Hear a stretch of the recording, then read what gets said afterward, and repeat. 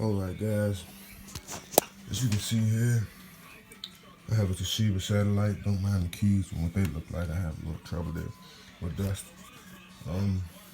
Well, the problem I'm having here is this. I power up the computer, the laptop.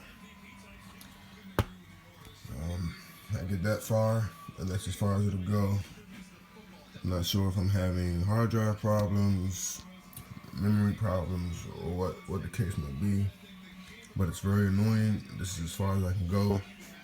I've tried resetting the hard drive. It doesn't let me get to the actual resetting part. It says that something about partitions are missing or something of that nature.